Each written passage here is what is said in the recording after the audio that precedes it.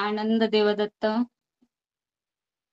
आनंद देव, गुरुपरी सर्व संत महंत आणि माझ्या गुरु बहिणी आणि गुरुभाऊ यांना माझा आनंद देवदत्त. आज सत्संग दिनाच्या दिवशी मला या सत्संग सेवेचा लाभ मिळाला आणि आपल्या सर्व ग्रुपच्या वतीने म्हणजे आपला जो अखिल भारतीय देवदत्त परिवार आहे आणि त्या अखिल भारतीय देवदत्त परिवाराचा जो आपला कार्यक्रम चालू आहे, दत्त नामाची शाळा आहे आणि मी त्या शाळेची एक विद्यार्थिनी आहे. मला काही याची एवढे मला ज्ञान नाही आहे, काही नाही, परंतु मी प्रयत्न करत आहे की बाबा मी या शाळेमध्ये किती पण शिकली आणि किती नाही. आनंद देवदत्त, आनंद देवदत्त. आणि माझे सगळे गुरुबंधू, गुरुबहिणी, गुरुवर्य, संत महंत मला सांभाळून घेतील अशी मी आशा करते. दत्तात्रेय महाराज की जय. काही बोलणार का मामा? नाही, सुरुवात करा, सुरुवात. सद्गुरु महाराज की जय. अत्रि अनुसया माये की जय. आनंद चिंतनम श्री गुरुदेव दत्त.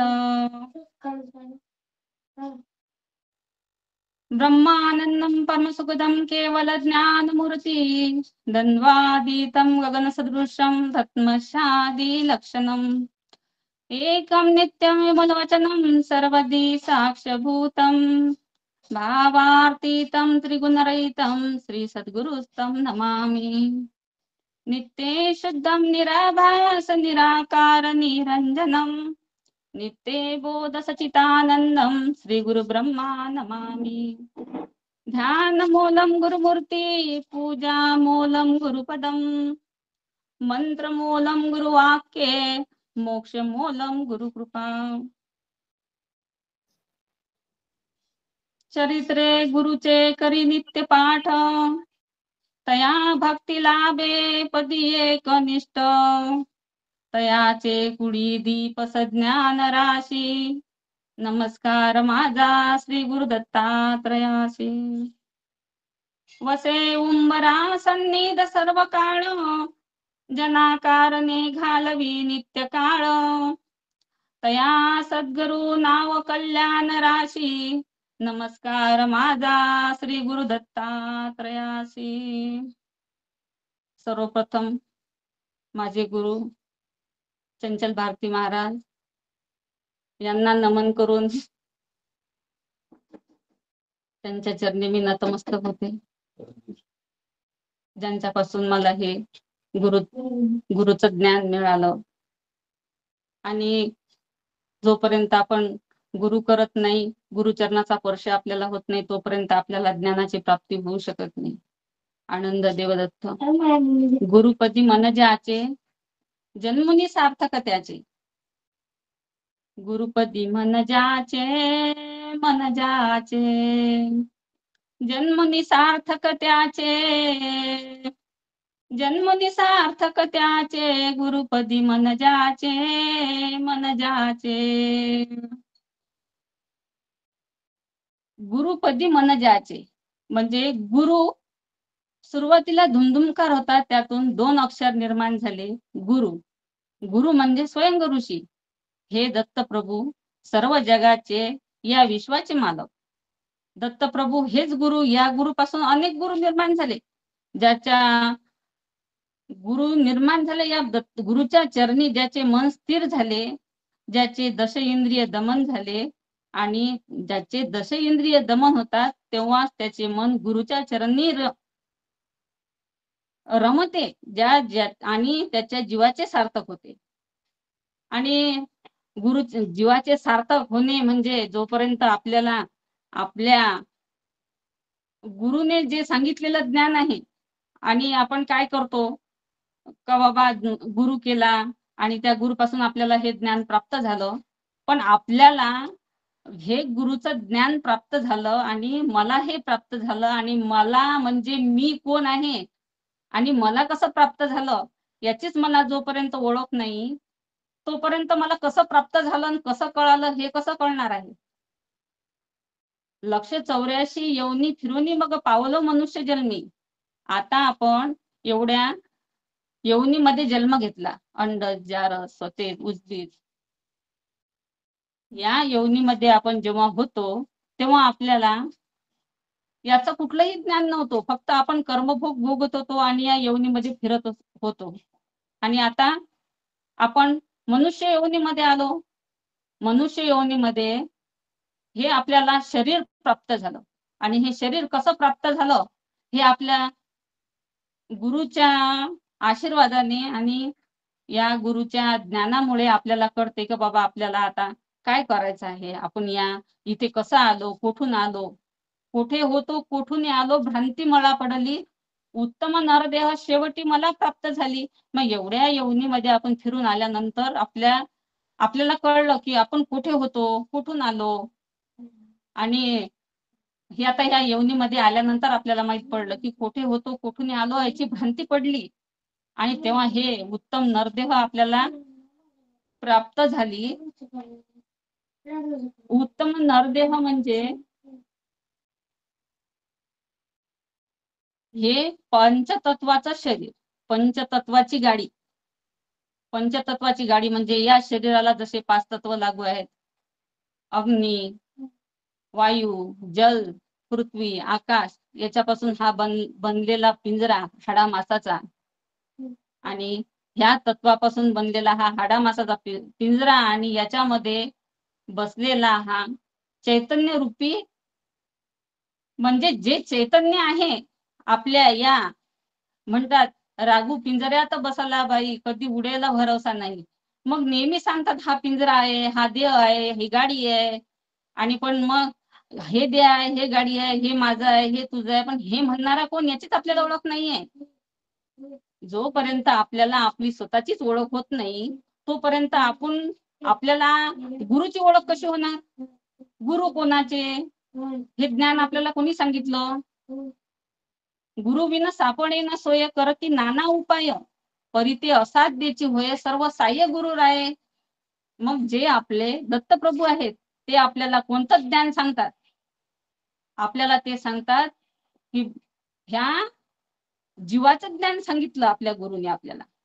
अनेक धर्म आहेत, पंथ आहेत, पण त्याच्यामध्ये काय ज्ञान सांगतात का बाबा तुम्ही या शरीरासाठी हे करा, पाणी घाला, तुम्हाला नोकरी लागेल, तुमचा बिझनेस वाढेल किंवा तुम्हाला धनदौलत मिळेल. पण हे कोणासाठी ज्ञान आहे सगळं. हे अनेक गुरूंचं आहे. पण जे आपले स्वतःचे गुरु जे आहेत, जे आत्म्याचे दत्तप्रभू परमात्मा, ते आपल्याला जीवाचं ज्ञान देतात. ब्रह्मानंदम परमसुखदम केवल ज्ञानमूर्ती हे फक्त आपल्या दत्तप्रभूलाच लागू पडते, म्हणजे आपल्या गुरुलाच लागू पडते. आनंद संप्रदायामध्ये हे जे ज्ञान फक्त आनंद संप्रदायामध्येच मिळते. आजपर्यंत आपलं ज्ञान हे कसं होतं, आपलं गुप्त होतं, गुप्त असून सुद्धा प्रगट होतं. परंतु हे ज्ञान सर्वांनाच आहे असं नाही. परंतु भाग्य वाचून केव्हा मिळेल दर्शन, म्हणे जी आत्मा राम तुम्हा आलो मी शरण. मग तेव्हा कुठं कोणता शब्द आपण यूज करतो की बाबा आत्मा राम. मग या शरीरामध्ये कोण बसला आहे तर आत्मा राम. हा जेव्हा जीव 5 तत्वाचा तयार झाला आणि त्या जीवामध्ये हा आत्मा राम बसला, त्याला हा रागू सुद्धा म्हटलेला आहे. जसं हे 5 तत्वाचं शरीर आहे आणि मग हा जीव, हा आत्माराम, हा नरदेह, नरात्मा, जीवात्मा आपण ज्याला म्हणतो, तो हा जीव. या जीवाची आपल्याला जोपर्यंत ओळख होत नाही तोपर्यंत आपण आपल्या जीवाचे सार्थक करू शकत नाही. जीव म्हणजे आपण नेहमी पदामध्ये म्हणतो आपल्या पूजेच्या जीवाशिवाच्या झाल्या भेटी, याच रस्त्यानं कसं कडेल गुरु वाचून देवा मार्ग कठीण. म्हणून गुरुपदी मन ज्याचे जन्मनी सार्थक त्याचे. गुरुपदी मन ज्याचे. मग मन का म्हटलेलं आहे बाबा. मग मन कोणाचं आहे तर जसा हे शरीर 5 तत्वाचं आहे तसा हा जीव सुद्धा 3 तत्वाचा आहे. मन, बुद्धी आणि संस्कारमय असा हा चैतन्य रूपी आत्मा, हा जीव या शरीरामध्ये रममान आहे. आणि हा या संसारामध्ये आलेला आहे. संसार कशाला म्हटलं आणि संसार कशासाठी आहे आणि या जीवाला ज्ञान देण्यासाठी दत्तप्रभूच आलेले आहेत. म्हणजे गुरुपदी म्हणा ज्याचे जन्मनी सार्थक त्याचे, म्हणजे जन्म घेतला म्हणजे त्याचं सार्थक करण्यासाठी हे आपल्याला गुरुची ओळख आहे. मग मन ताब्यात आल्याशिवाय गुरुच्या पदी मन लागत नाही. ते फक्त गुरुच्या बोधानेच मन ताब्यात घेऊ शकते. मन कसं आहे? मन चंचल भटके भारी, मती कुंठित होऊन सारी, त्या अडळपदी भैसाया, मज भेट सखा गुरुराया. शरीर देह चालू झाला. हा देह कसा आहे माहित आहे का? पंचतत्वापासून जसा आपल्या ग्रंथामध्ये मला आतापर्यंत ओळख नव्हती की बाबा हा जीव आपला कसा तयार झाला. हा जीव सांगितलेला आहे की हा वडिलांच्या ब्रह्मांडामध्ये असतो 3 महिने 3 दिवस आणि आईच्या उदरामध्ये 9 महिने दिवस वाढतो, तेव्हा हा जीवात्मा तयार होतो. परंतु मग हा जीव आईच्या उदरामध्ये असतो तेव्हा त्याला खूप व्याधी असते. त्याला आईच्या उदरामध्ये मलमूत्रामध्ये देवा यातना कठीण, बाहेर पडल्यावर झालो मायेच्या अधीन, करू नये तो धंदा केला झाल्या पापाच्या राशी, तुमचे दर्शन झाल्यावर वाटली खुशी. म्हणजे तुमचे दर्शन झाल्यावर वाटली खुशी. त्या मलमूत्रामध्ये आईच्या किती यातना आहेत लागेल. म्हणजे ती आई त्याची जेव्हा काळजी घेते तेव्हा तो परमेश्वराला विसरून जाते. म्हणजे त्याला त्याच्या ठिकाणी फक्त आई सगळं सर्व काही असते. आपले आई वडील हे सर्व काही असतात. आणि मग खेळ म्हणजे बालपण निघून जाते. जेव्हा त्याचं बालपण निघून जाते तेव्हा तारुणपण मोहिनी स्त्रीच्या रूपान, स्त्रीच्या रूपान झाला कुटुंब परिवार, ह्याचा न केला विचार. मग त्याचं लग्न होते. जेव्हा त्याचं लग्न होते आणि कुटुंब तयार होते आणि मग तो त्याच्यामध्ये रममान होऊन जाते. म्हणजे पूर्ण कुटुंबासाठी तो सेवा करते, कष्ट करते आणि त्या कुटुंबामध्ये तो रममान होते. त्यांच्यासाठी त्याला असं वाटते की हे सगळं स्वर्ग आहे आपल्यासाठी, परंतु तो विसरून जाते. आणि 10 वर्ष 30 वर्षात त्याचा वेल वाढते आणि 40 वर्षामध्ये 40 वर्ष हे असे पशुपरी कष्ट करीत असे आणि तो एवढा रममान होते प्रपंचामध्ये की तो एखाद्या बैलासारखा म्हटलं त्याचा जीव तरी तो कष्टच करत राहते आणि त्या प्रपंचामध्ये एवढा गुंग होते की 40 वर्ष हे असे पशुपरी कष्ट करीत असे. 50 उलटली कला, शेवटी अधोगती पावला, नरदेह विषयी दवडीला. आणि मग काय करते हा नरदेह पूर्ण विषयामध्ये, मग त्याला पूर्ण याचा मोह लोभ सर्व हे असे त्याच्या जीवाला हे लागून याचे मोह लोभ हे जसे त्याला पूर्ण जखडून टाकतात का बाबा हे केलं की आपल्याला एवढे पैसे कमावल्यानंतर आपण हे कमवू, ते कमावल्यानंतर आपल्याला सुख भेटेल, आपल्या मुलाचं लग्न झाल्यानंतर आपल्याला सुख भेटेल, आपण गाडी खरेदी केली तर आपल्याला सुख भेटेल, आपण विमान खरेदी केली तर आपण सुखी होऊ. त्याला खऱ्या सुखाची जाणीवच राहत नाही की आपण कधी सुखी होणार म्हणून. साठीत बुद्धी खुंटली, सतरात दृष्टी हरपली. साठीत त्याची बुद्धी भ्रष्ट होते आणि सतरात त्याची दृष्टी हरपून जाते, तरी पण त्याचा काही मोह सुटत नाही. 80 तर बाजीलाही चिकटते. पण शेवटी काय आहे याच्यामध्ये अधोगतीच आहे. आणि 90 म्हणे भगवंता, आता कोठे पाहू मी, आता तुला कोठे पाहू. त्याला तेव्हा त्याचं शरीर जेव्हा जर्जर होते तेव्हा तो म्हणते मी आता तुला कुठे पाहू परमात्मा. तेव्हा त्याचा शरीर त्याला साथ देत नाही, त्याचे अवयव त्याला साथ देत नाही, त्याचे नातेवाईक नातेसंबंध त्याला साथ देत नाही. तेव्हा तो म्हणते मी आता तुला कोठे पाहू. तेव्हा त्याला त्याची आठवण येते की बाबा मी पूर्ण आयुष्यभर काय केलं, मी काय करायला पाहिजे होतं आणि मी काय केलं. आणि 90 म्हणे भगवंता कुठे पाहू मी आता. 100त जीव खचकला, परत आला 184 मध्ये, परत जन्म घेणे, परत मरणे, परत जन्म घेणे, परत मरणे, पण त्याच्या जीवाला बोधच नाही. म्हणून गुरुपदी मन ज्याचे, या जीवाला कुठे लावायला पाहिजे, या मनाला कुठे लावायला पाहिजे. हे मन जे आहे, मना तू भजन कधी करणार, मना तू भजन कधी करणार. मग या मनाला आपण सांगायला पाहिजे मन कसं आहे. मन एवढं चंचल आहे की ते मन चंचल भटके भारी, मती कुंठित होऊन सारी, त्या अढळपदी बैसाया, मज भेट सखा गुरुराया. मग याच्यासाठी हे म्हटलं आहे, गुरुपदी मन ज्याचे, जन्मने सार्थक त्याचे. ज्याचं मन गुरुच्या पदी लीन झालं, त्याच्याच जन्माचं सार्थक झालं. मन चंचल भटके भारी, एवढं फिरते सैरावैरा. आता मुंबईला गेलं की ते लगेच दिल्लीला जाऊन पोचते, परंतु त्याचा वेग एवढा आहे, मनाचा वेग मोठा तुफान, वायूप्रमाणे याचं धावणं. म्हणजे वाऱ्यासारखं ते सैरावैरा धावतच राहते.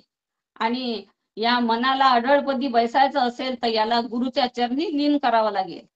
परंतु मग याच्यासाठी काय करायला पाहिजे, मनातच चांगले विचार यायला पाहिजे.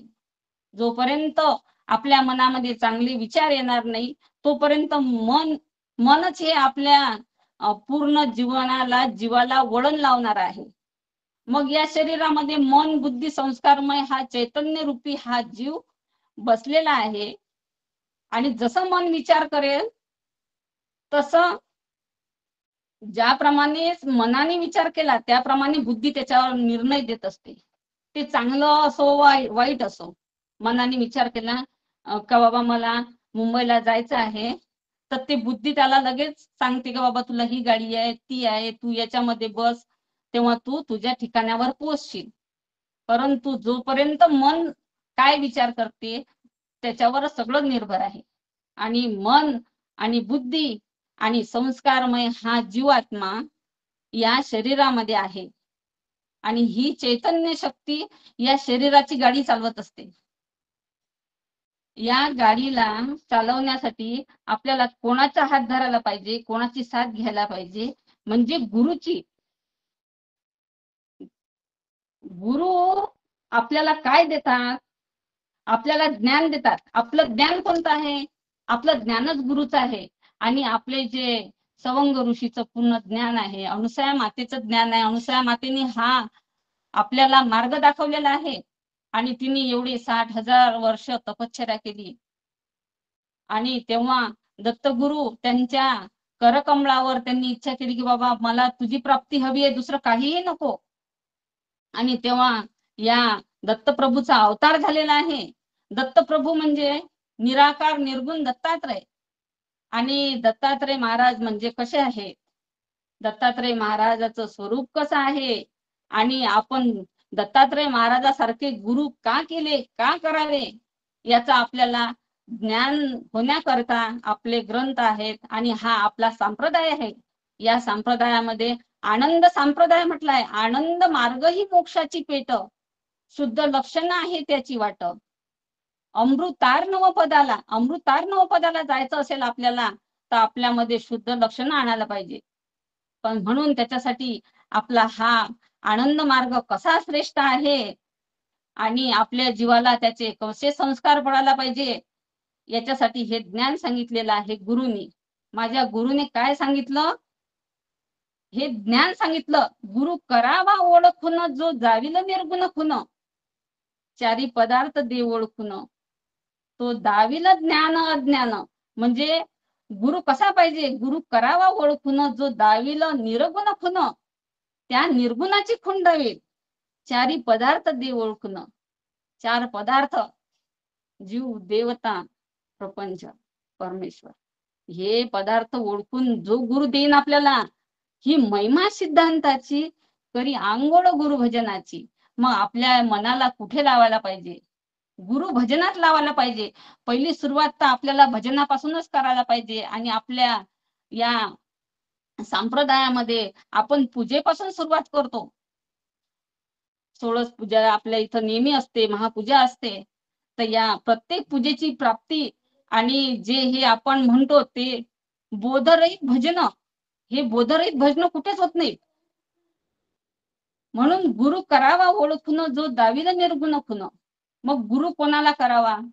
आपला एक या देहाचे गुरु आणि दुसरे आपल्या आत्म्याचे गुरु दत्तात्रय प्रभू निरालंब सृष्टीचे रहिवासी आहेत. कसे आहेत? निराकार निर्गुण दत्ताला तुम्ही भजा हो आनंदाला, निराकार निर्गुण दत्ताला. म्हणजे गुरुपदी मन ज्याचे जन्मने सार्थक त्याचे, गुरुपदेची धुळी तेथे नित्य करावी आंघोळी. गुरु चरणाची जिथे धूळ पडली तिथे नित्य करावी आंघोळी. म्हणजे धुळी म्हटलं म्हणजे जिथं गुरुचे चरण पडले, गुरुचे चरण म्हणजे ज्ञान. गुरु काय देतात आपल्याला? ज्ञान. ज्ञानाला काय म्हटलं आहे? अमृत. ज्ञान अमृत पाजनी आश्रवणी, सहजची दृष्टी झाली म्हणून. निज ध्यास निषेधीनी साक्षात्कार तयक्षणी. आपल्याला काय पाहिजे? तर गुरुचं ज्ञान पाहिजे. जोपर्यंत आपल्याला गुरुचं ज्ञान मिळणार नाही तोपर्यंत गुरु कसे आहेत हे आपल्याला कळणार नाही. मग ह्या मनामध्ये आपण जेव्हा या गुरुचं नामस्मरण, भजन, चिंतन, पूजन करू तेव्हा आपल्याला निजध्यास लागेल. आणि निजध्यास निषिद्धीनी साक्षात्कार तदक्षणी. जसा आपण निजध्यास करू तसेच आपल्याला गुरु प्राप्त होतील. म्हणजे मनाला जसं सांगितलं की बाबा आपल्याला काय करते कोणी पण, तर बाबा तू या गावला जा, तुला हे गाडी मिळेल, ते गाडी मिळेल, तेव्हा तू इथे पोहोचशील. त्याच प्रकारे हे आपलं ज्ञान आहे. आनंद मार्ग ही मोक्षाची पीठ, शुद्ध लक्षण आहे त्याची वाट. मग आनंद मार्ग कसा आहे आपला? आनंद मार्ग ही मोक्षाची पेठ आहे. मग दुसऱ्या ज्ञानामध्ये आपल्याला सांगतात का बाबा तुम्हाला मोक्ष मिळवण्यासाठी लोक म्हणतील बाबा हे यांना काय एवढा प्रपंच सोडून हे मोक्षच मागून राहिले, एवढे मुलं आहेत, बाळ आहेत, घर आहे, शेतीवाडी आहे, आणि याची यांना काही आस नाही, काय मागतात तर मोक्ष मागतात. यांचे गुरु काय देतात? मोक्ष देतात. मोक्षच नाही देत तर आपल्याला सर्व काही देतात. जे जे आपल्याला पाहिजे ते सर्व आपल्याला आपले गुरु देतात. गुरु म्हणजे आपले दत्तात्रय प्रभू परमात्मा. आणि जोपर्यंत या जीवाला आपण वळण लावत नाही तोपर्यंत त्या जीवाला आपल्या वळण लागणार नाही. का बाबा आपण ज्यावेळेस आपण नामस्मरण, तर हा पुढचा विषय आहे, परंतु हा एक संस्कार आहे. म्हणजे या जीवाला लागलेला संस्कार म्हणजे मनाला त्या गुरुच्या पदी, गुरुपदी मन ज्याचे, ज्याचं मन गुरुच्या पदी लागलं त्याच्या बुद्धीने निर्णय दिला की बाबा हे तुला इथंच मिळणार आहे, तेव्हा त्याचा तो संस्कार बनेल. कोणताही जीवात्मा हा वाईट नसतो. त्या जीवाला जसा संस्कार असतो तो तसाच वागत जातो. आता एखादा जीव ज्या ठिकाणी जन्माला येतो त्याप्रमाणे जसं त्याचे आई वडील त्याला संस्कार देतात त्याप्रमाणे तो घडत जातो. पुढे त्याचे कर्मभोग असतात, तो वेगळा विषय आहे. त्याच्या कर्मभोगानुसारच तो जन्माला येतो. हे आपल्या ग्रंथामध्ये आपल्याला पूर्ण ज्ञान सांगितलेलं आहे. 4 खाणी 4 वाणी लागल्या तुला. परंतु आपल्याला या ज्ञानाचा कसा उपयोग करून घ्यायचा आहे की बाबा जोपर्यंत आपलं मन जसं विचार करते, बुद्धी त्याच्यावर निर्णय देते, हे एक बरोबर आहे. परंतु सर्वात महत्वाची गोष्ट आहे संस्कार. जसे संस्कार आपल्या या जीवाला मिळतील त्याचप्रमाणे हा जीव वागत असतो. एक दृष्टांत आहे संस्काराचा. एक माळी नसते आणि एक कुडी नसते, दोघी बाजारात जातात. बाजारात गेल्यानंतर दिवसभर बाजार म्हटला म्हणजे कोणी विक्रीला जातात म्हणजे दिवसभर त्यांचा माल विकेपर्यंत त्यांना दिवसभर थांबायचं असते. तर बाबा आम्ही या बाजारामध्ये आलो, त्यांचा त्या माल विकत असतात. आणि बाजार म्हटला म्हणजे तिथं सर्वच लोक असतात आणि ह्या दोघीही असतात, त्यांची ओळख असते चांगली. एक माळी नसते आणि एक कोडी नसते. ह्या दिवसभर यांचा माल विकतात दिवसभर आणि संध्याकाळ होते. मग ती बाई, तू बाईची जात आहे, आता माझं घर जवळ आहे अशी तिला माळीन म्हणते. की तू आता जाऊ नको, तू एकटी कधी जाणार, तुझं घर लांब आहे, तू आता माझ्याच घरी चल. तर ती कोणी पण म्हणते की चल बाई, मग आता काय, मी आता एवढ्या अंधाराची रात्रीची कधी जाऊ, माझा माल उशिरा विकल्या गेला, त्याच्यामुळे मला आता उशीर झाला. आणि मग त्या दोघी जातात माळींच्या घरी. मग त्यांचं, ती पण माळीन चला आमच्या घरी आली बाबा, ओळखीची आहे, प्रेमाची आहे, त्यांच्या रोज बाजारात भेटी होतच असतात, त्याच्यामुळे त्यांचा एक कोणासोबत भेट झाली तरी त्याच्याशी आपला थोडा ना थोडका लगाव होतच असतो. आणि मग ती थांबते तिच्याकडे रात्री. पण जशी ही कोडीन आहे आणि माळीन, ह्या दोघी राहतात एकत्र, जेवतात वगैरे. आणि मग माळींचं काम करते. तिचे दुसऱ्या दिवसाचा लावायचा बाजार असते, त्याच्यामध्ये ती फुलं आणते, जाई जुई, शेवंती, मोगरा, केवळा, गुलाब, आणि ती सगळे फुलं आणते. त्याच्या फुलांचा प्रकार असते बाबा, त्याला ओले कपडे लावणे, त्याला गुंडाळून ठेवणे, व्यवस्थित त्याची व्यवस्था करून ठेवणे, जेणेकरून ते ताजे टवटवीत राहिले पाहिजे. अशा प्रकारे ती तिचा कार्यभार साधते आणि झोपून जाते. आता तऱ्हेतऱ्हेचे फुलं त्या घरामध्ये ठेवलेले असतात आणि त्याचा खूप सुगंध पसरतो. आणि एवढं कार्यभाग आटोपल्यानंतर ही माळीन झोपायची व्यवस्था करते आणि तिला सांगते, बाई तू झोप आणि मी पण झोपते. आणि मग ह्या दोघी झोपतात. माळीन लगेच तिला अंग टाकल्याबरोबर झोप लागते. परंतु ही कुडीन जी असते, कोळी समाजाची बाई, दिवसभर माश्या विकून ती पण दमलेली असते. तिचा व्यवसाय, आता प्रत्येकाचा व्यवसाय वेगळा वेगळा असते, प्रत्येकाचा संस्कार वेगळा वेगळा असते. तिला झोपच येत नाही.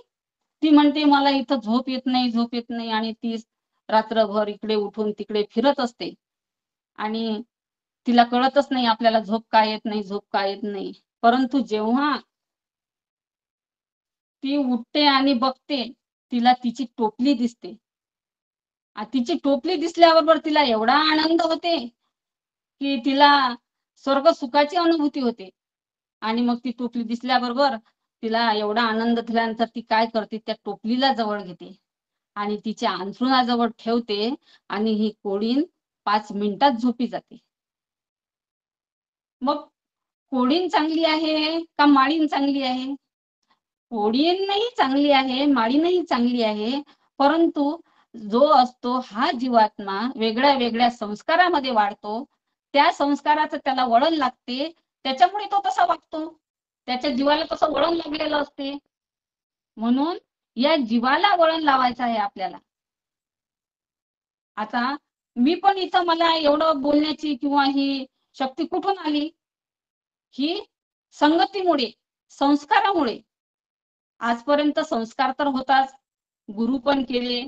आणि गुरु पहिलीपासून जे आहे ते आमचं आनंद सांप्रदायिक घराणं आहे. लहानपणापासून आम्ही सगळे भावंड पूजा करणे, पूजेला जाणे, नामस्मरण करणे, पोथी ऐकणे, हे आम्हाला लहानपणापासून हा संस्कार मिळाला. आमचे आई वडील खूपही रात्रही झाली तरी आम्हाला पूजेला घेऊन जात होते. एवढी माझ्या वडिलांची निष्ठा आणि श्रद्धा होती की बाबा खरोखर हे ज्ञान सर्वात उत्कृष्ट आहे. आणि या उत्कृष्ट ज्ञानाचा आम्हाला जो संस्कार लागला, हा आमच्या आई वडिलांची देण आहे. आणि आमच्या गुरुचा, आमचे गुरु पण असे नव्हते की बाबा आता आपले शिष्य आहेत आणि त्या शिष्यांशी कसं वागावं, की आम्ही गुरु आहे, असे नव्हते. कधी काळी जर का गरज पडली तर गुरु सुद्धा धावून येतात असं म्हणतात. आणि गुरु सुद्धा धावून येत होते. असं हे सांप्रदायिक आमचं घराणं आहे आणि त्यांच्यापासून हा लाभलेला वारसा आहे. आणि त्याच्यामध्ये आम्हाला हा संस्कार मिळाला. लग्न झाल्यानंतर सुद्धा आमचं घराणं, माझ्या सासूबाई खूप दत्तमार्गी होत्या, खूप नामस्मरण करत होत्या. त्यांच्यापासूनच म्हणजे आमच्या घराण्याला हा वारसा मिळाला आहे. म्हणून संस्काराला खूप महत्व आहे. या जीवाला संस्कार, ज्ञान आणि भक्ती, ज्ञान भक्तीचे जेव्हा संस्कार मिळतात तोपर्यंत त्या जीवाला वैराग्य यायला काहीही वेळ लागत नाही. असा हा जीव, म्हणजे या जीवाला आपण कोणाला बोध करत आहोत, तर या जीवाला आपण सर्व या ग्रुपवर संत महंत बंधू भगिनी सर्व आहे.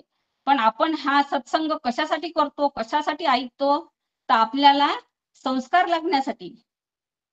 म्हणून गुरुपदी मन ज्याचे जन्मनी सार्थक त्याचे, या गुरुचे जन्माचे सार्थक करायचे असेल तर आपल्याला या गुरुपदी मन लावायला पाहिजे.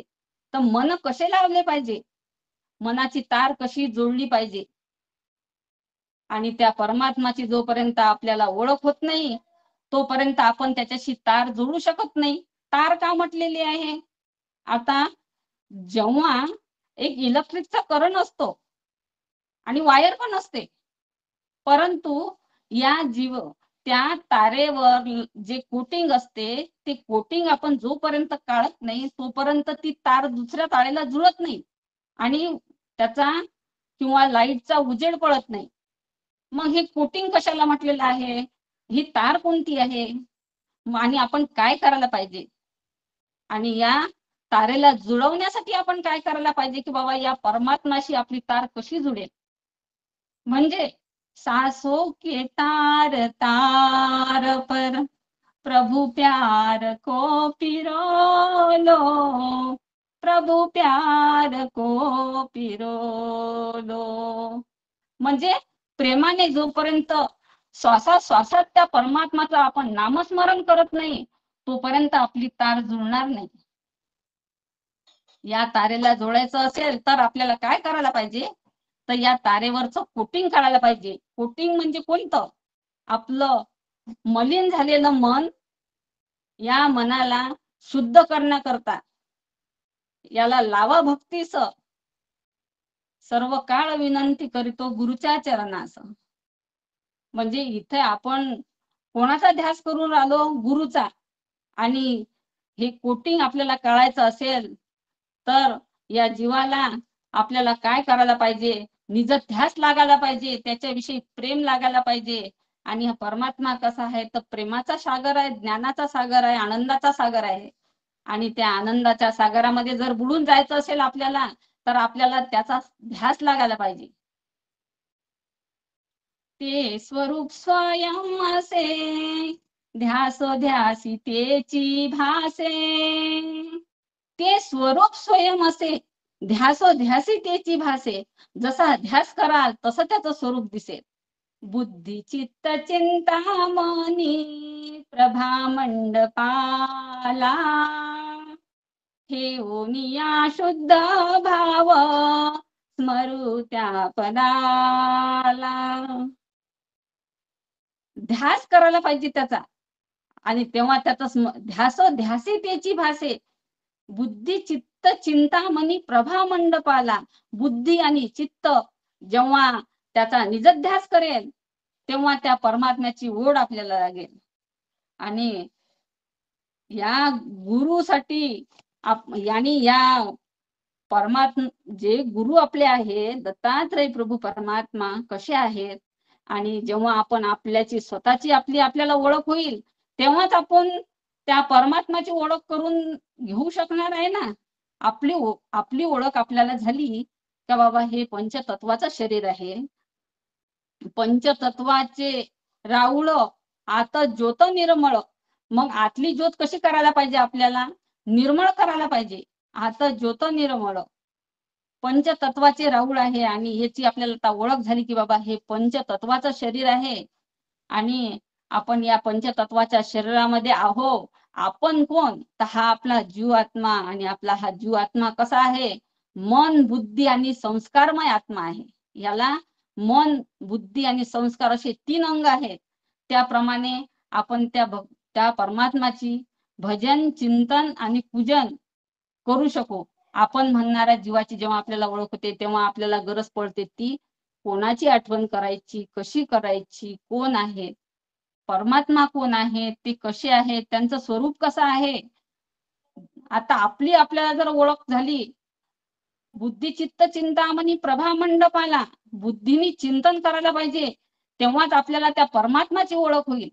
मला हे कोणी सांगितलं, कोणी शिकवलं, माझ्या गुरुने शिकवलं. माझ्या गुरुने सांगितले 7 नाम, माझ्या गुरुने सांगितले 7 नाम, स्मरण करिता मिळेल मोक्षधाम, स्मरण करिता मिळेल मोक्षधाम. मग या मनाला कुठे न्यायला पाहिजे? नामस्मरणामध्ये लावायला पाहिजे. आपले जे निज नाम सांगितलेले जे आहेत, माझ्या गुरुने सांगितले नाम स्मरण करिता मिळेल मोक्षधाम. मग या जीवाला नामस्मरण केलं तरच मोक्ष मिळेल, तेव्हाच या जीवाला सुख शांती समाधान मिळेल.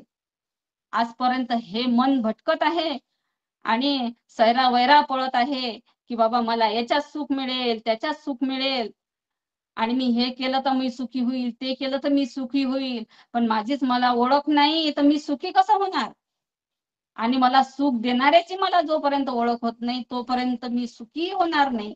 आणि जसं आपण म्हणतो की बाबा आपलं जे आहे गुरुपदी मन ज्याचे जन्मनी सार्थक त्याचे. मग या गुरुच्या चरणावर गुरुपदेचा बिंदू दत्ता, गुरुपदेचा बिंदू. मग गुरुपदेचा बिंदू, बिंदू कोणाला म्हटलाय? बिंदू रूप परमात्माला म्हटलं आहे. तोची माझा नाम सिंधू, तोची माझा कृपा सिंधू, गुरुपदी मन जाचे, मन जाचे. जन्मनी सार्थक त्याचे, जन्मनी सार्थक त्याचे, गुरुपदी मज जाचे, मन जाचे. मग या गुरुपदी मन लावायला पाहिजे. मग कसं लावायला पाहिजे? आजपर्यंत आपण काय केलं? 9 महिने गर्भामध्ये नाही केले स्मरण, बाहेर पडता त्वरित मायेने गेलो भुलून. संसारात आता माझे लागे ना चित्त मन. 9 महिने गर्भामध्ये नाहीच केले स्मरण. आणि आपण इथं नामस्मरणामध्ये जोपर्यंत नामस्मरण करत नाही तोपर्यंत आपल्याला त्या परमात्माची ओळख होणार नाही. आणि जोपर्यंत ओळख होत नाही तोपर्यंत आपण या 4 खाणीमध्ये फिरतच राहू. आणि त्याच्यासाठी आपण काय करायला पाहिजे? तर नामस्मरण करायला पाहिजे आणि त्या गुरुचा निजध्यास लागायला पाहिजे. म्हणून जोपर्यंत हा जीव म्हणत नाही, या जीवाला कळत नाही आणि या दुःखामध्ये हा जीव गरबडत नाही तोपर्यंत तो म्हणत नाही देवा तू येई बा शादत्ता, दूर कर माझी चिंता. आता जीवाची चिंता जर दूर करायची असेल तर आपण त्याला हाका मारूनच राहिलो. तर कोणाला हाका मारून राहिलो? आपण त्या परमात्म्याला हाक मारून राहिलो.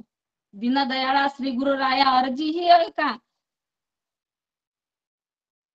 कर जोडून विनंती करीतो. म्हणजे या जीवाला आपण म्हणतो की मी तुझी विनंती करून राहिली, तू ये बापा आता. आणि त्या या गुरुने आपल्याला, या गुरुचं ज्ञान जोपर्यंत आपल्याला कळत नाही तोपर्यंत आपल्याला त्याची ओळख होऊ शकत नाही. आणि हे गुरुची ओळख जी आहे ती आपल्याला आपल्या ग्रंथातून, आपले जे ग्रंथाचे आपल्या साधू संत मुनींनी महात्म्यांनी लिहिलेले जे पद आहेत त्याच्यामध्ये जोपर्यंत आपल्याला त्याचा बोध होत नाही तोपर्यंत आपल्याला त्या परमात्म्याचं काय नाम आहे, काय स्वरूप आहे, कसं त्याचं आपण नामस्मरण करायला पाहिजे हे आपल्याला कळत नाही. आतापर्यंत आपण आपल्या जीवाची ओळख करून घेतली आणि मग आता त्या शिवाची, शिवाच्या झाल्या भेटी याच रस्त्यानं कसं कळेल गुरु वाचून हो देवा मार्ग कठीण. ह्या मार्ग कठीण सोपा करण्याकरिता गुरुपदी मन ज्याचे, त्या जीवाला काय करावं लागेल तर गुरुच्या पदी लीन करायला पाहिजे. म्हणून हा जीव म्हणते हा आनंदाचा करीतो निजध्यास. हा जीव कोणाचा ध्यास करायला पाहिजे या जीवानं? तर आनंदाचा. आनंद प्रभू पासून जीव हा आला. हा जीव आनंद प्रभू पासून आला आणि मायेच्या अधीन झाला. मायेच्या अधीन झाल्यानंतर हे आपलं वरचं कोटिंग आहे, मायेच्या अधीन झाला. ब्रह्मसृष्टीच्या देवतांनी मळ लावला त्यास. या सृष्टीवरच्या देवतांनी त्याला पूर्ण मळ लावला.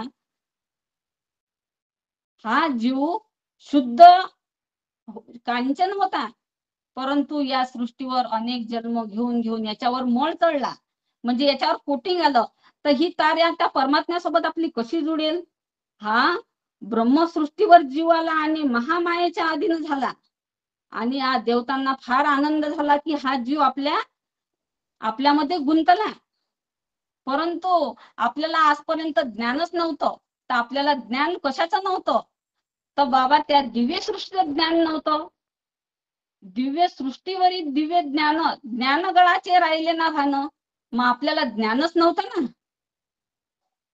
अशा जो स्वतःचा धर्म आहे त्याची आपल्याला काही आशाही नव्हती. आणि मग आपण काय करत आलो? हा जीव विकार सृष्टीवर आला. विकार सृष्टीवर येऊन आपल्या जीवाला विकार लागले. हा जीव मलिन होत गेला आणि सर्व इंद्रिय त्याच्यामध्ये तल्लीन झाले. कर्मसृष्टीवर आला, कर्मसृष्टीवर कर्म लागले आणि या ज्ञानी जीवाला अज्ञान केले.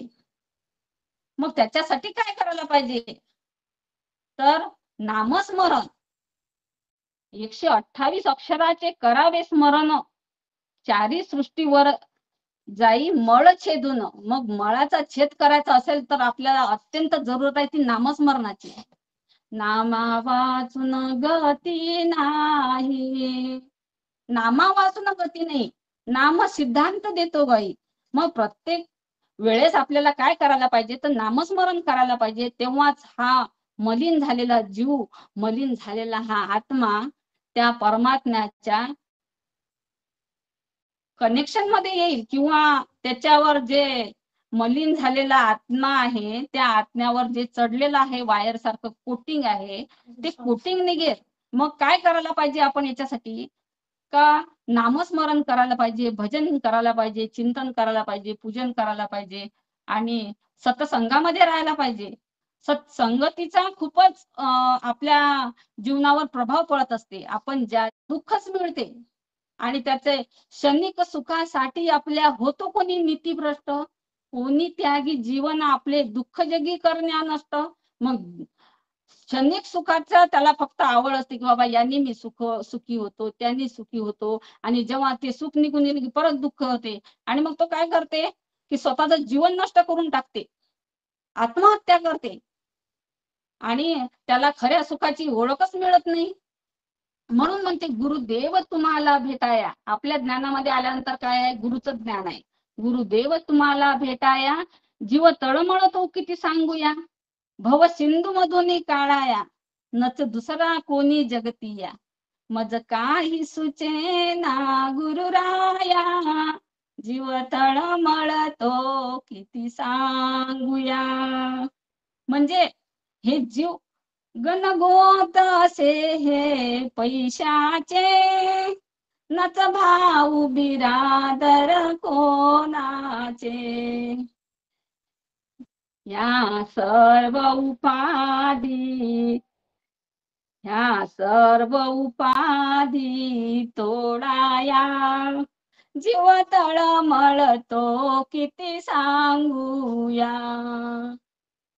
गुरुदेव तुम्हाला भेटाया, जीव तळमळतो किती सांगूया.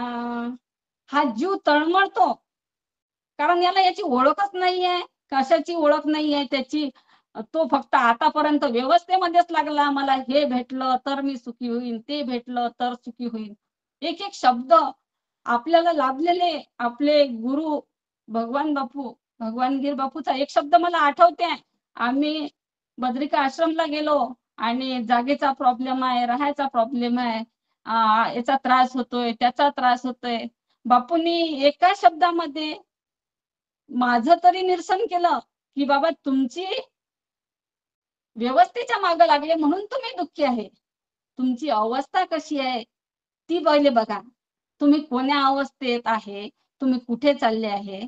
जर तुम्हाला तुमची अवस्था माहित पडेल तर तुम्हाला या व्यवस्थेचं काहीही वाटणार नाही. आणि हा एक बोध त्यांचा एवढा मला आवडला आणि माझ्या पूर्ण दुःखाचं निरसन झालं आणि हा प्रवास एवढा आनंददायी झाला एका शब्दामुळे. असं हे गुरुचं ज्ञान आहे, हे शिकवण आपल्या गुरुची आहे.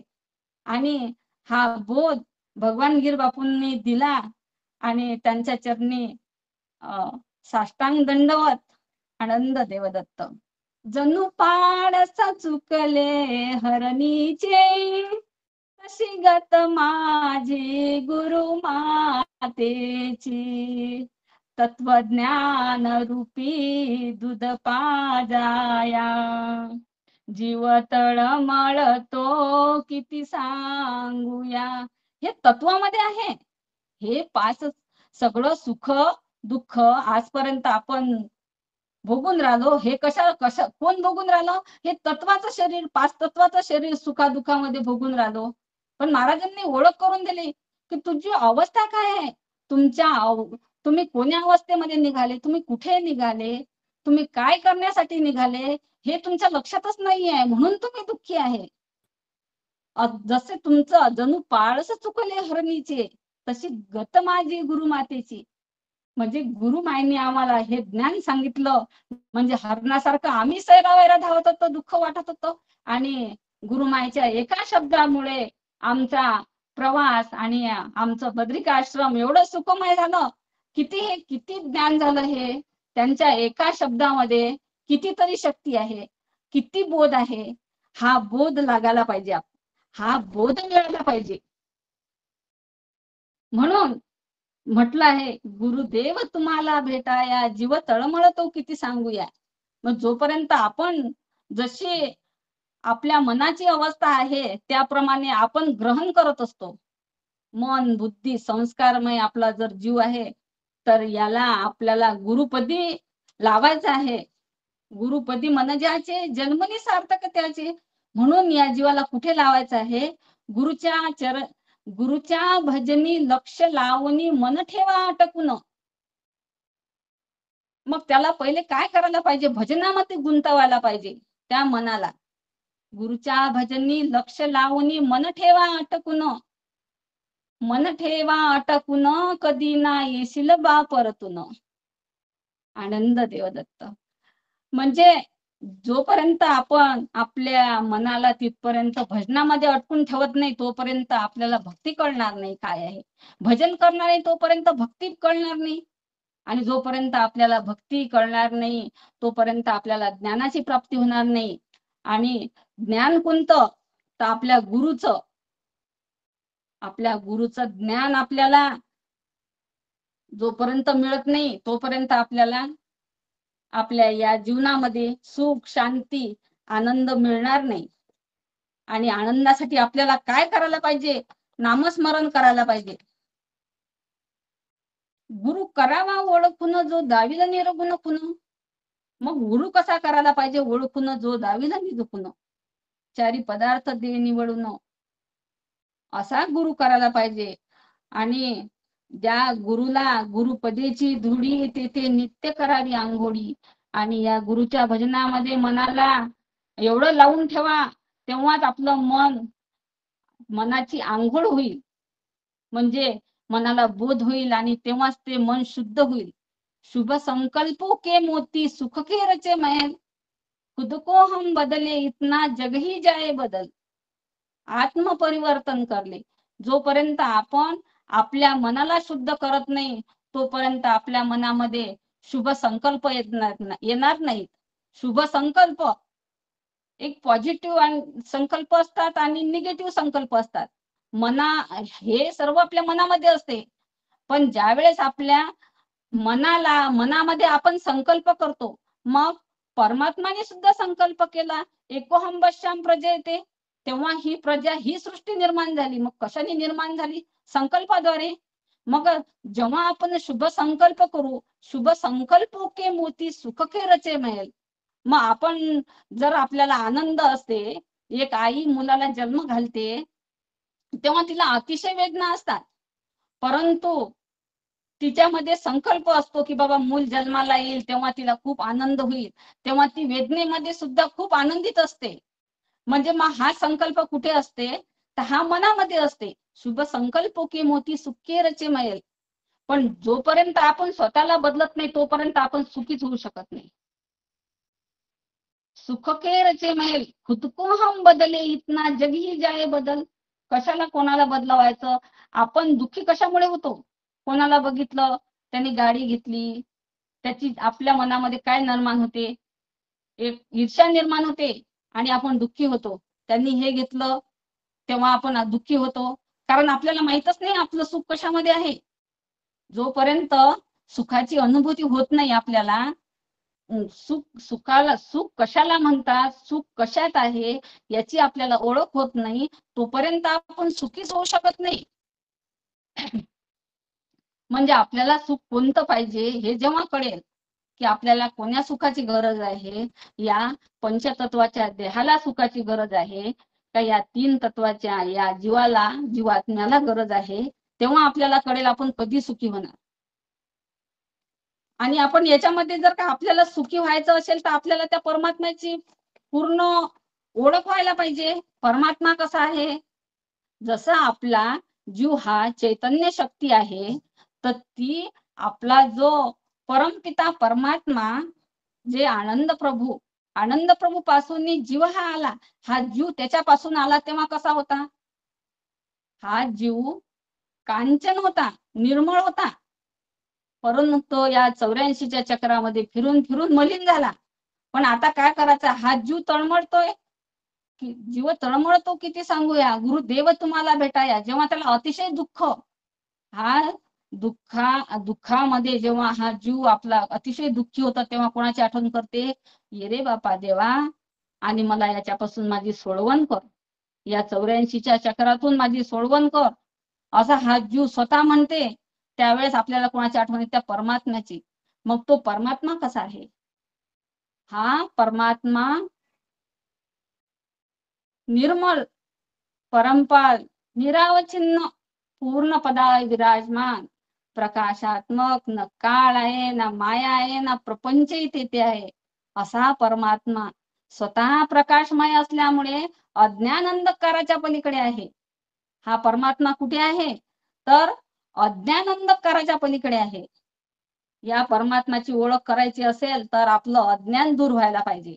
आतापर्यंत आपण काय करत होतो, का या शरीराच्याच मागे लागलो होतो.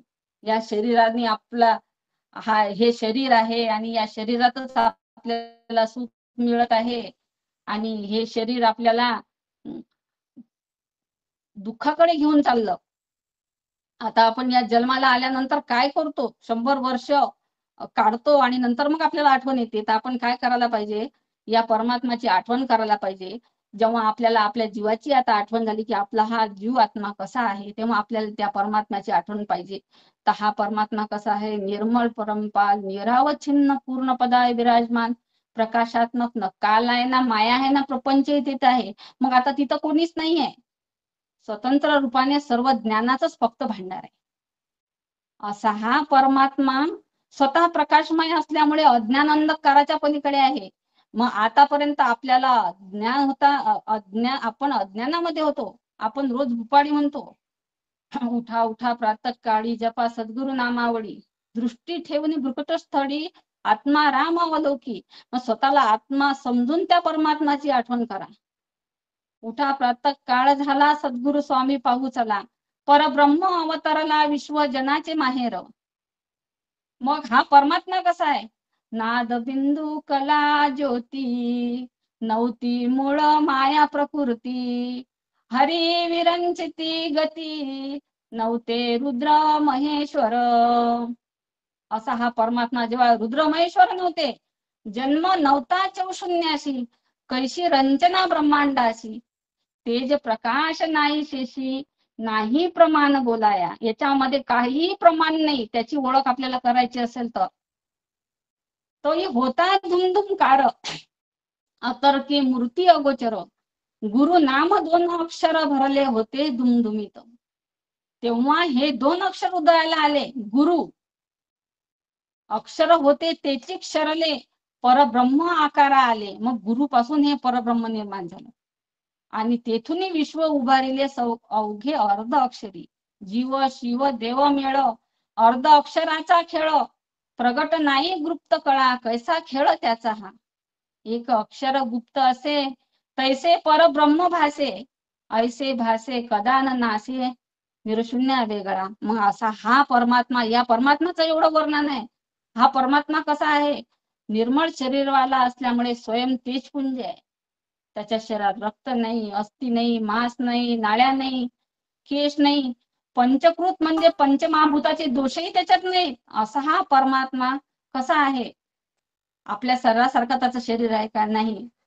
जसं आपली बुद्धी चित्त चिंतामणी प्रभा मंडपाला, मग जेव्हा आपल्याला त्याची ओळख होईल आपल्या बुद्धीमध्ये, तेव्हा आपण त्याचं चिंतन करू कसा आहे परमात्मा, की बाबा त्याच्या शरीरामध्ये रक्त नाही, अस्थि नाही, मांस नाही, नाळ्या नाही, केश नाही, पंचकृत म्हणजे पंचमहाभूताचे दोषही त्याच्यात नाही.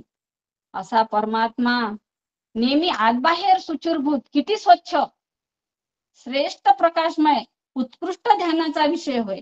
मग या जीवाला सुखी करायचं असेल तर कोणाशी ध्यान लावायला पाहिजे आपण? त्या परमात्माशी. अशा परमात्माचं आपण ध्यान करायला पाहिजे, जो आतबाहेर सुचिरभूत म्हणजे श्रेष्ठ प्रकाशमय. म्हणजे हा श्रेष्ठ प्रकाशमय, मग आपण याचं ध्यान कसं करणार? जोपर्यंत आपण हा जीव त्या परमात्म्याचा अंश आहे, जोपर्यंत आपण स्वतःला जीव समजत नाही, तोपर्यंत आपण त्या शिवाचं ध्यान करू शकत नाही. जीवाचं जोपर्यंत या जीवाला आपण आपल्या स्वतःला जीव समजत नाही, तोपर्यंत त्या परमात्माचं ध्यान करू शकत नाही. असा हा परमात्मा महा अवतार्य रूप परमपुरुषार्थ स्वरूप आहे. असा हा पुरुष, असं त्याचं पुरुषार्थ आहे. नेहमी त्याचा आकार तेज पुंज आहे. त्याच्यासारखा दुसरा कोणीही नाही, त्या परमात्म्यासारखा कोणीही नाही. त्याचं ध्यान करायला पाहिजे. स्वतंत्र रूपाने सर्व ज्ञानाचं येथे भांडार आहे. मग यांनी कोणाकडून ज्ञान घेतलं का? नाही. त्याचं स्वतंत्र ज्ञान आहे की मी असा आहे आणि तुम्ही पण माझे अंश आहात आणि असे आहात. मग कशाला या संसारामध्ये गुरपट्टा? हा संसार सागर दुस्तर, भ्रांती मायापूर, कैसा उतरू मी पैल पार, चिंता पडली फार. तर या चिंतेला आपल्याला कुठे, या चिंतेला ठाव कुठे मिळणार आहे? की त्या प्रभूच्या चरणी, गुरुच्या चरणी लीन मी झालो. गुरुच्या चरणी लीन मी झालो. जोपर्यंत गुरुच्या चरणी आपण लीन होत नाही, आपल्यामध्ये लीनता येत नाही, तोपर्यंत हा जीव त्या परमात्माच्या ठिकाणी रममान होणार नाही. पण त्या परमात्मा कसा आहे याची आपल्याला ओळख नाही. आपला जीव कसा आहे याची ओळख नव्हती, पण परंतु आता हा या जीवाची आपल्याला ओळख झाली. जीव कसा आहे, मन बुद्धी संस्कारमय चैतन्य स्वरूप आहे. या शरीरामध्ये पंचतत्वाच्या शरीरामध्ये, पंचतत्वाच्या या शरीरामध्ये हा चैतन्य रूपी आत्मा त्या परमात्माचा अंश आहे. आणि हा परमात्मा आपले दत्तप्रभू परमात्मा, दत्त मालक, आपण ज्यांना मालक म्हणतो. मालक का म्हणतो? हा मालक हा शब्द आपल्या कोणाच्या कधीतरी आपण याच्यावर मालकावर विचार तरी केला का? नाही. आपण हा विचार करायला पाहिजे की मालकच का म्हणतो आपण? तर हा परमात्मा या जीवाचा मालक आहे. या जीवाला सर्व काही देणारा, या सृष्टीवर आणणारा हा कोण आहे? तर परमात्मा आहे. म्हणून या कसं, कोणती काही गायी असतात, बैल असतात, त्यांना एक मालक असतो. त्या प्रकारे आपला हा जीव आहे आणि या जीवाचे मालक दत्तप्रभू परमात्मा आहे. आणि परमात्मा कसे आहेत? मनोहर जणू काय महानंदाने मूर्ती धारण केली आहे. म्हणजे एवढं त्यांचं स्वरूप मनोहर आहे, आनंदाचं स्वरूप आहे. अशी ही मूर्ती आहे त्या परमात्माची. जोपर्यंत आपण त्या परमात्माची ओळख करून घेत नाही, तो परमात्मा कसा आहे, तोपर्यंत आपलं त्याच्यासोबत आपलं ध्यान कसं लागेल? आणि हे मन कसं अटकून राहील? जोपर्यंत ओळखच नाही आपल्याला त्या परमात्म्याची. असा परमात्मा स्वतः प्रकाशमय असल्यामुळे अज्ञान अंधकाराच्या पलीकडे आहे. हा परमात्मा अज्ञान अंधकाराच्या पलीकडे आहे. आपल्यामध्ये ज्ञानच नाहीये की बाबा हा आपला जीव आहे आणि हे आपल्याला हे जीवाचं ज्ञान आहे आणि या जीवाला कुठे न्यायचं आहे. म्हणून आपण आपल्या आनंद संप्रदायामध्ये सर्व म्हणतात बा यांचा मार्ग खूप कठीण आहे, खूप भारी आहे, यांना हे चालत नाही, यांना ते चालत नाही, आणि याच्यामध्ये लोक वेडे होतात, हे काही काही शब्द वापरतात. का बरं वापरतात असा? मग दोष नका देऊ आनंद मार्गाला. निराकार निर्गुण दत्ताला का बरं दोष देऊन राहिले तुम्ही या मार्गाला? तुम्हाला याचं पूर्ण ज्ञानच नाहीये. परमात्मा कसा आहे? हा परमात्मा केवळ बोधाने म्हणजे उपदेशानेच मला प्राप्त झाला आहे. बोधाने म्हणजे उपदेशाने. तर मग आपल्याला बोध कसा होणार? आपण जेव्हा पूजेत बसतो तेव्हा आपल्या जीवाला एक एक शब्द लागतो, तेव्हा आपल्या जीवाला बोध होतो आणि आपण याच्याकडे ऑटोमॅटिक खेचत जातो. आपल्याला आणखी आणखी याची ओढ लागते की बाबा हा परमात्मा कसा आहे, या जीवाचं आपल्या सार्थक करण्यासाठी हा जीव ह्या जीवाचं सार्थक करण्यासाठी हाच परमात्माच आपल्या जीवाचं सार्थक करू शकतो. म्हणून आपण या आनंद मार्गामध्ये हे आनंद नामाची शाळा भरली आहे आणि या शाळेमध्ये आपण शिकून राहिलो आणि याच्यामध्ये आपला एक एक उलगडा होत आहे, तत्वाचा उलगडा होत आहे. या आपले जे खाणी आहेत त्याचा उलगडा होत आहे, या ब्रह्मांडाचा सृष्टीचा पूर्ण उलगडा होत आहे या आपल्या शाळेमध्ये. आपल्याला हे ज्ञानच नव्हतं, म्हणजे इवन मला तरी नव्हतं. आणि मी हे जे ज्ञान आहे आपलं, म्हणून या ज्ञानाला सगळे लोक म्हणतात की बाबा हे असं आहे तसं आहे, त्याच्यामुळे दोष नका देऊ आनंद मार्गाला, निराकार निर्गुण दत्ताला.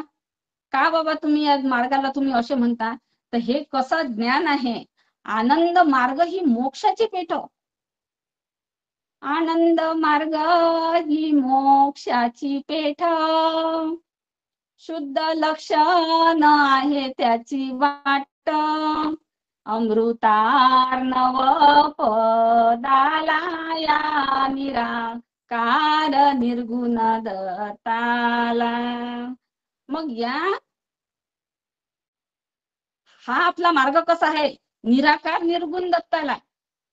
मग तुम्ही या मार्गाला दोष देऊ नका, कारण हाच तुमचा मार्ग कसा आहे? मोक्षाची पेठ आहे. इथंच तुम्हाला मोक्ष मिळणार आहे. म्हणजे याच्यामध्ये आपल्याला पूर्ण आपल्या जीवाचं ज्ञान मिळणार आहे. तिन्ही सृष्ट्या जीव ओलांडीला, ब्रह्मसृष्टीशी पोचविला. मग या ब्रह्मसृष्टीवर जीव पोचला, तेथे परीक्षा होते जीवाला. म्हणजे या जीवाचीही परीक्षा होत असते. आपल्याला या 84च्या लक्ष 84 येवनी फिरवणी मग पावलो मनुष्य जन्मी म्हणतो आपण. मग या 84च्या फेऱ्यात पळायचं नसेल तर मग आपल्याला या परमात्म्याची ओळख करून घ्यावी लागेल, तर निराकार निर्गुण दत्ताची. मग 40 पदावर ज्योती स्वरूप माया आहे. 40 पदी ज्योती स्वरूप माया म्हणते, याहो याहो जीवराया, काही शिदोरी आहे का साथीला? जेव्हा आपण या ज्ञानामध्ये येतो तेव्हा आपल्याला काय काय करायला पाहिजे? या आपल्या आनंद मार्गामध्ये मोक्षपदाला, निराकार निर्गुण दत्ताला, आपण या मोक्षपदाला जाण्यासाठी आपण काय काय करायला पाहिजे ते फक्त आपला आनंद मार्ग म्हणजे आनंद मार्गच आपल्याला शिकवते. आनंद मार्ग ही मोक्षाची पेठ. 40 पदी ज्योती स्वरूप माया, याहो याहो म्हणे जीवराया, काही शिदोरी आहे का साथीला? तुमच्या जवळ काही शिदोरी आहे का? तेव्हा जावे निराकाराला. मग आपण आपल्या मार्गामध्ये आल्यानंतर आपल्या सर्वांना ओळख आहे की बाबा हा मार्ग मोक्षाचाच आहे, म्हणून आपण या मार्गामध्ये आलेलो आहोत. आपले काही जे कर्म असतील ते काही ना काही जळून गेले असतील, म्हणून आपण या मार्गामध्ये आलो. आपले कर्म काही कमी झाले असतील म्हणून आपण या मार्गामध्ये आलो आहोत. म्हणून आपल्याला हा आनंद मार्ग मिळाला. मग तेव्हा विचारते, काही शिदोरी आहे का साथीला? नर देहासी जीव आला. मग त्याला काय पाहिजे? तुमच्याजवळ आहे का काही? मग त्याला कोणती शिदोरी पाहिजे? नाम शिदोरी साथीला. त्याच्या साथीला काय पाहिजे? नामाची शिदोरी पाहिजे. आपल्याला काय करायला पाहिजे? नामस्मरणच करायला पाहिजे, भजन चिंतन पूजन. आता कसा एक विषय नेहमी आपल्या ग्रुपवर आला, थोडं त्याच्याबद्दल मला थोडं सांगायचं आहे. तर बाबा उपवासाचा विषय आला, तुम्ही उपवास पकडत नाही. सगळे म्हणतात तुम्ही उपवास का करत नाही? उपवासाचा अर्थ असा आहे, आपल्यामध्ये जसं आपण म्हणतो की बाबा उपवासच सांगितलेला आहे, आपल्याला उपास तापास करण्याची जरूरत नाही. आपल्या ज्ञानामध्येच सांगितलेलं आहे उपवास कोणता करायचा आहे. उप म्हणजे बाजूला, वास म्हणजे राहणे. म्हणजे बाजूला राहणे, तर कोणाच्या बाजूला राहणे? कोणता उपवास तुम्ही करायला पाहिजे? तर त्या परमात्म्याच्या बाजूला आपण दिवसभर राहणे, त्याला आपण उपवास म्हटलेला आहे. आपण हा उपवास करायला पाहिजे, ना की शरीराचा देहाचा उपवास करायला पाहिजे. आपल्या ठिकाणी आपल्याला उपवास करायची, उपवास तपास करण्याची जरूरत नाही, प्राणायाम करण्याची जरूरत नाही, कोणत्याही श्रेष्ठ वर्णाची पूजा करण्याची गरज नाही, उपवास तपास करण्याची जरूरत नाही, प्राणायाम वगैरे विधी नको, कोणत्याही श्रेष्ठ वर्णाची पूजा नको, अगर पीठ पूजाही नको. त्या ठिकाणी खाली न वर, पूर्व न पश्चिम, दक्षिण न उत्तर, वार न योग, नक्षत्र न काळ, शुभ न अशुभ, अरण्य नको, तीर्थक्षेत्र नको, आणि जे पीठस्थान आहे त्याची गरज नाही. परंतु ज्या ठिकाणी भजन चिंतन पूजन नामस्मरण प्राप्त होईल ती भूमी श्रेष्ठ आहे.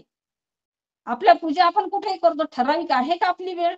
महापूजा होतात मोठ्या मोठ्या, आपण शेतामध्ये करतो, परंतु आपल्याला किती आनंद प्राप्त होतो, त्याची प्राप्ती किती आहे, किती मोठी प्राप्ती आहे, हे कोणाला कळतच नाही. का बाबा ह्या मोठ्या मोठ्या पूजा म्हणतात, काहीचं म्हणणं असं बाबा एवढ्या मोठ्या पूजा म्हणतात, एवढा खर्च करतात, आणि हे लोक काही उपास नाहीत करत, तपास नाहीत करत, काही नाही, काय करतात मग हे?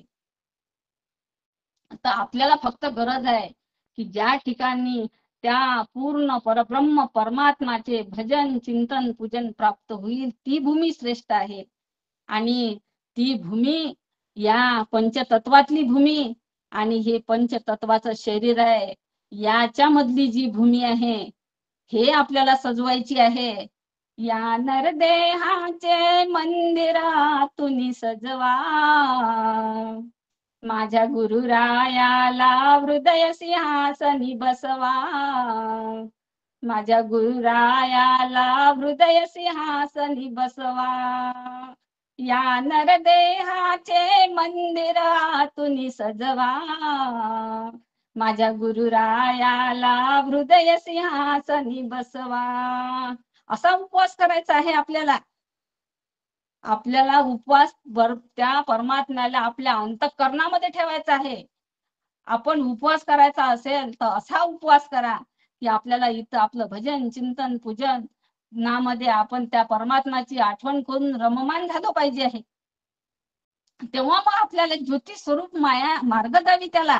मग ज्योती स्वरूप माया म्हणते की तुमच्याजवळ नामाची शिदोरी आहे ना, मग नाम शिदोरी साथीला, नर देहाशी जीवा आला, नाम शिदोरी साथीला, ज्योती माया मार्ग दावी त्याला, जावे तुम्ही निराकाराला. मग त्या परमात्माची आठवण झाल्यानंतर त्या निराकार परमात्म्याकडे आपल्याला कसं जायचं आहे, तर आपल्या जवळ नामाची शिदोरी पाहिजे. परंतु हा जीव काय करते, नर देहाशी जीव आला, अन्य देवता भक्तीस गुंतला. ज्योतिमायेने धिक्कार दिला. काय केलं म्हणते तू, आजपर्यंत देवतांची भक्ती करत आला, देवता म्हणतात बाबा मला हे तू अर्पण केलं तर तुला हे प्राप्त होईल, तू मला ते अर्पण केलं तर मला हे प्राप्त होईल. आणि तेव्हा ही ज्योती माया आपल्याला पण तिथं गेल्यानंतर आपल्याला हे ज्ञानच नसलं तर मग हा जीवाला परत आपल्याला वापस यावं लागते. जीव हिंपुष्टी मागे पळत आला, निराकार निर्गुण दत्ताला आपण कसं जाऊ शकणार. असा हा परमात्मा ज्योती स्वरूप, आणि जोपर्यंत आपण स्वतः ज्योती स्वरूप होत नाही तोपर्यंत आपण त्या मोक्षपदाची निराशी होऊ शकत नाही. लोटत लोटत कर्मभूमी आला, लक्ष 84 मध्ये घातला, आणि जाती अभिमान गुंतला, या जातीत त्या जातीत, आणि त्या जीवाला देह अभिमान तयार होते. मग आपण नेहमी म्हणतो की बाबा तुम्ही एवढंच करत आहे, तुम्हाला जे ज्ञान सांगितलं ते करत नाही, विनाकारण दोष देता मार्गाला, षडरिपू वागविता सदा साथीला. म्हणजे काम क्रोध लोभ मोह अहंकार हे सगळे षडरिपू विनाकारण दोष देऊन आपण आपल्या दुसऱ्याला देतो की बाबा हे असे ते तसे, ते असे करतात तसे करतात.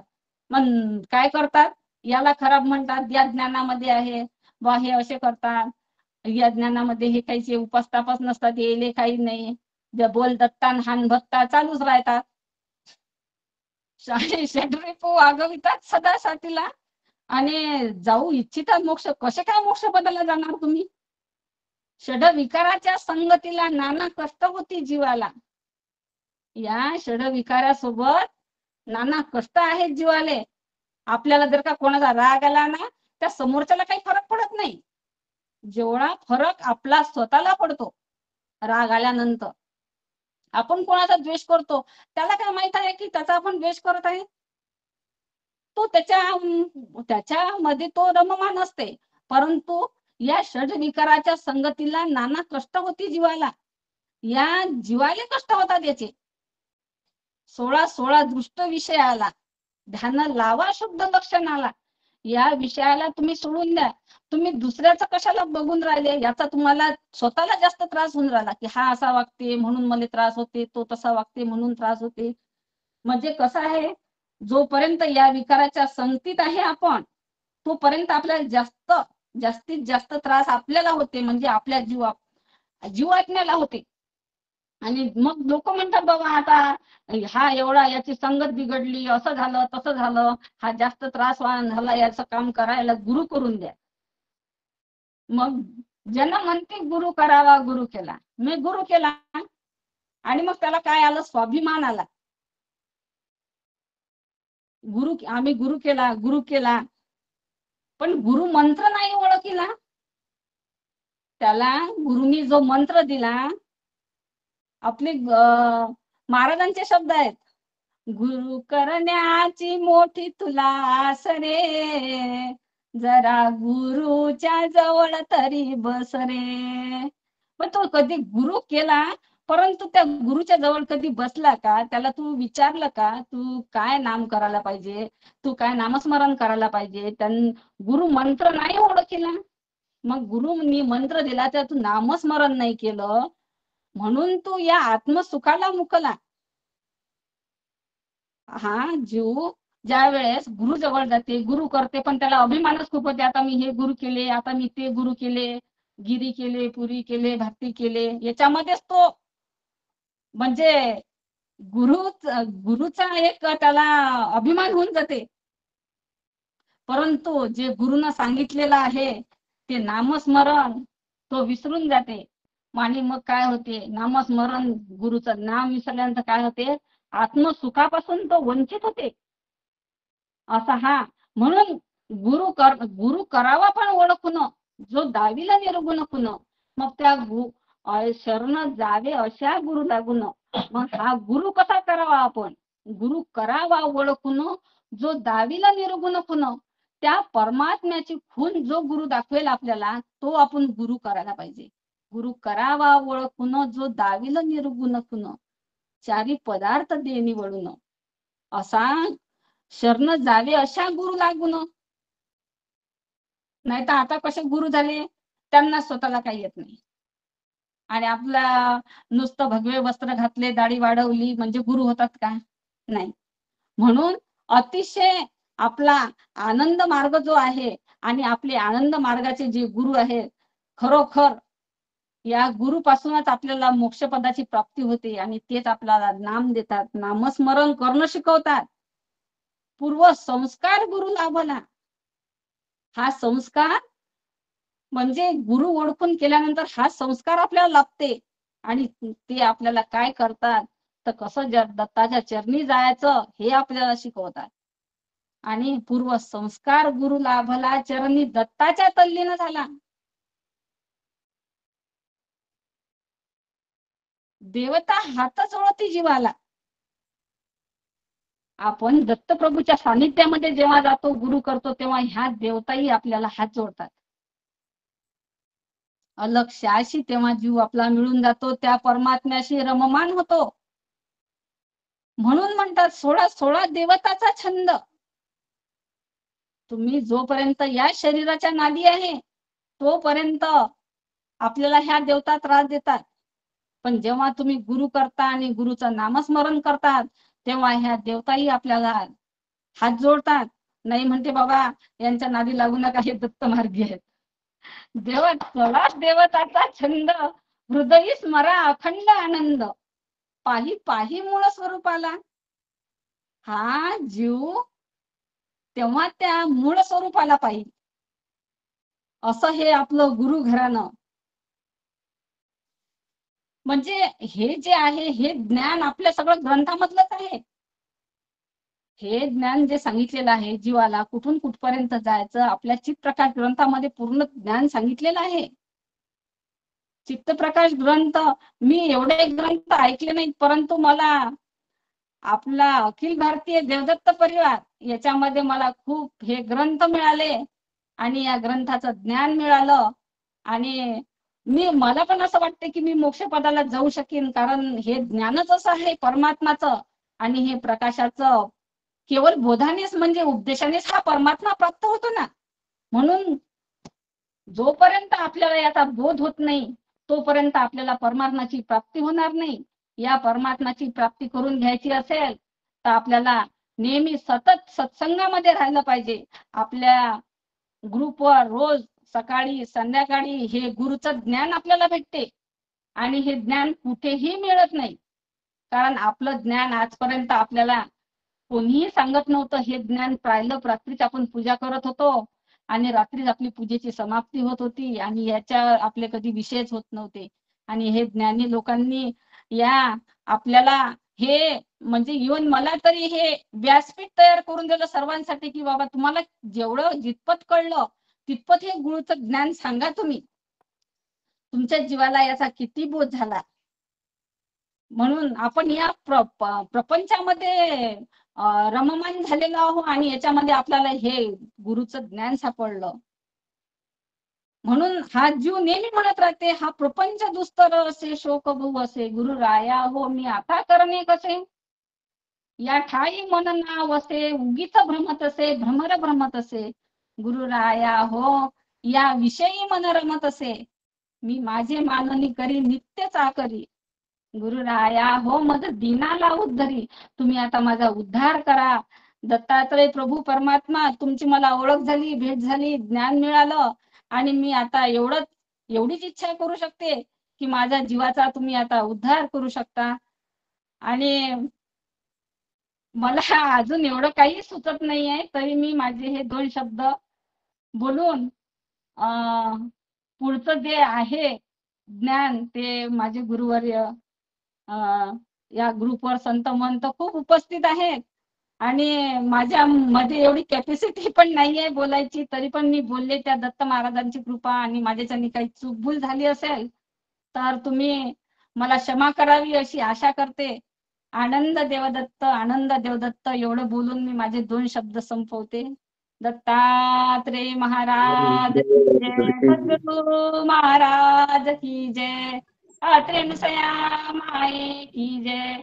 आनंद चिंतन श्री गुरुदेव दत्त. गुरुवर्य सर्व मंडळी आनंद देवदत्त, आनंद देवदत्त देवदत्त, महाराज. आनंद देवदत्त, आनंद देवदत्त.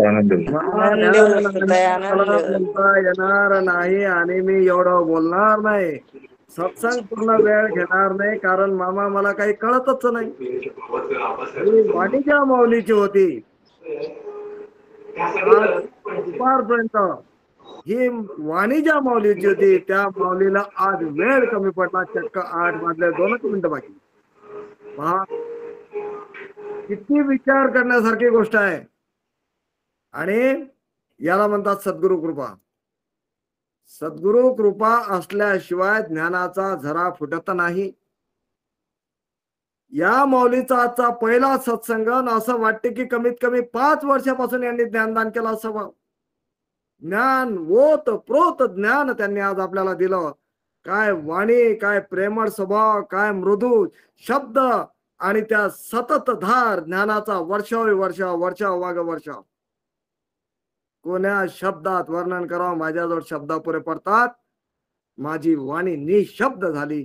खरोखरच वृंदाताईच्या चरणी माझा कोटी कोटी प्रणाम.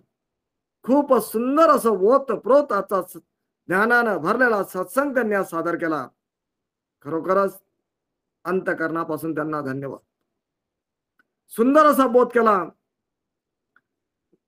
गुरु करावे कोणाला, त्यांनी आज खूप सुंदर असं उदाहरण दिलं. गुरु करावा ओळखून जो दाविला निर्गुण खुण.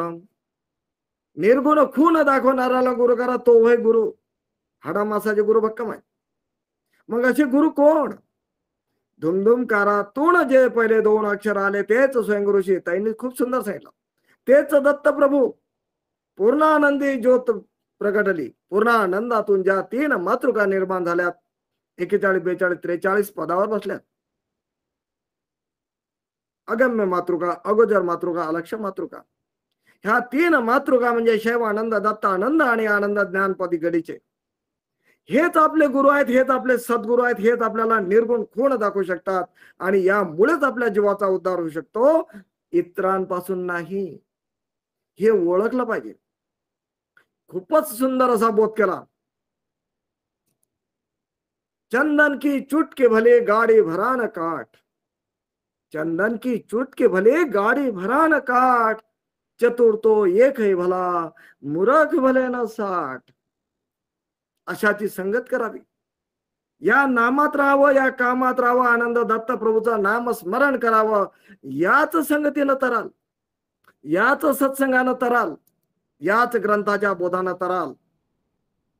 शून्यातून विश्व निर्माण केलं आजच्या माऊलीनं. साधी बोलण्याची ज्यांना एवढी हिंमत नव्हती, त्या माऊलीला आज वेळ कमी पडला, चक्क वेळ कमी पडला. खरोखरच याला म्हणतात कृपा, याला म्हणतात घराचा संस्काराचा वारसा. आणि खरोखरच मुरुमकार परिवाराचं नाव आज या रत्नानं, या हिऱ्यानं चमकवलेलं आहे. आणि सर्वोत्कृष्ट रत्न हा त्यांना मुरुमकार परिवारातला एक मोठा दागिना अर्पण करायला काहीच हरकत नाही. खरोखर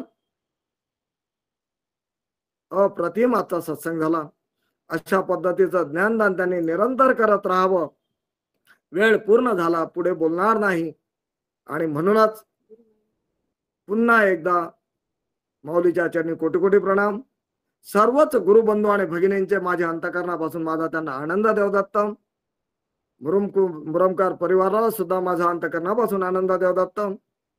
पाटील परिवार, हिंगणे परिवार, हे सर्व संस्कारमय परिवार एक रूप झालेत आणि त्यात असे हिरे लपलेले आहेत. या पूर्ण परिवाराला सुद्धा माझा अनंत कोटी अंतकरणापासून आनंद देवदत्त. पुन्हा एकदा सर्वांना आनंद देवदत्त. वाणीला विराम आणि लगेच आपल्याला ग्रंथाला सुरुवात करावयाची आहे. म्हणून याच लिंकवरून आपण ग्रंथाला सुरुवात करणार आहोत आणि पुढील आजच्या ग्रंथाचं विश्लेषण करण्यासाठी येत आहेत याच परिवारातील वारसा लाभलेले ज्येष्ठ गुरुबंधू दत्त भक्त परायण डॉक्टर विजयराव हिंगणे साहेब आणि वाचन करण्यासाठी येत आहेत याच भगिनींच्या धाकट्या भगिनी वृंदाताईंच्या लहान बहीण दत्त भक्त परायण पल्लवीताई हिंगणे संतनगरी शेगाव यांना विनंती करतो त्यांनी आपल्या सेवेला प्रारंभ करावा. आनंद देवदत्त, आनंद देवदत्त, आनंद देवदत्त. आनंद देवदत्त. ग्रुपवरील सर्व संत